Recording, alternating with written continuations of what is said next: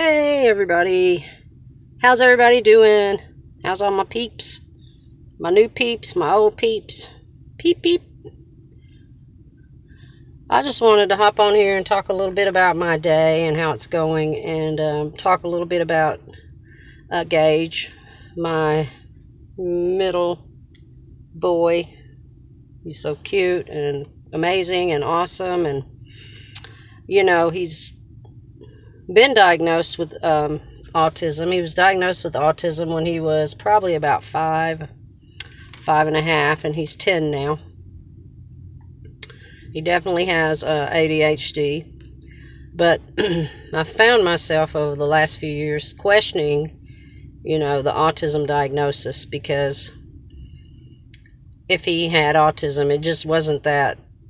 It's not that apparent with him, because he's very communicative and very social. He tries to be very social. He does struggle socially over a longer period of time, but he does really well with meeting people and, hanging out and having a good time. I'm sitting in Publix parking lot waiting I'm selling some stuff on Facebook, so I'm waiting to meet someone who's picking up some stuff. But anyway, so, I often thought, well, maybe he's not. Maybe he's just got some issues or some struggles from his childhood, or, whatever. The ADHD with him is pretty significant. So, sometimes they can just have some sensory issues or, things like that. But today we got a second opinion, and he was tested again for autism spectrum disorder at Vanderbilt by a very prominent and well-known doctor who does a lot of research and a lot of studies and things like that with kids with autism. Has been for years, and once again he tested on the autism spectrum. The difference between this test and the last test, because last time I took him, he was not having a good day, and he was not on his best behavior, and didn't want to participate, didn't want to do what the doctors were asking him to do, and was just a little bit of a pill the whole day that day. And so I often thought, well, maybe, he just came across that way because he wasn't in the mood to be there, and he wasn't in the mood to cooperate. And when he's not in the mood to cooperate, he's pretty stubborn. I'm stubborn. A lot of people are stubborn. There's no big deal. But I just always thought, well, maybe it was just because he was having a bad day. But today he was very cooperative and very friendly and very nice, and and Gage is a very nice kid. He's got an amazing heart. He's really a sweet, good, amazing kid. But sometimes if he feels slighted or threatened or insecure about something or not trusting someone, then he can be hard to get along with. But today he was a perfect patient, and he did all their tests, and he was so cooperative, and they couldn't praise enough about him and how well he was behaved. I wasn't in there with him, so I just had to trust that he was going to do what he needed to do. But still, he got at least 3 to 4 flags for autism, and so they went ahead and gave him that diagnosis. So, like anything, I guess, you get a second opinion, and that just kind of cements it a little bit more. And even though it's the same with Gavin and Pax, they're both on the spectrum, and they're both come across as autistic. They do have a lot more red flags than Gage has. And I knew that they were autistic when they were very young.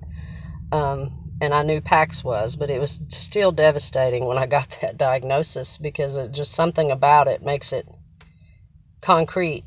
And I don't like labels, and I don't like, there's nothing wrong with being autistic. We all have a little bit of quirkiness about us. It certainly isn't something that I want them to ever be ashamed of. They need to be proud of that part of themselves, because people with autism have a lot of unique and amazing things about them. And most of them are very highly intelligent. And Gage is certainly one of those. But still, it's a little bit saddening because you know it's going to add on to some of the struggles that they have to overcome and learn to live with or learn to deal with. Or and the amazing and great thing is that Gage is in a position where he can do that. I mean, we even talked about that today, that he's very social and he's very motivated by interactions, and that he can certainly overcome any obstacle that he might come up against if he learns the tools that he needs to do that. So it's kind of bittersweet. It's like, I'm not sad that he is, because I've kind of always had that in my mind. I'm not happy that he is, but it's just a thing. I mean, he also has ADHD. He's got a pretty significant ADHD, which is also something that a lot of people have, and it's something that you think about all the great people in the world, and a lot of them, the ADHD and autism can make people do amazing things because they think outside of the box and they think differently than a lot of the rest of the people do. And we all know that autism is increasing in prevalence. Like 1 in 36 boys or 1 in 40 boys are diagnosed with autism now.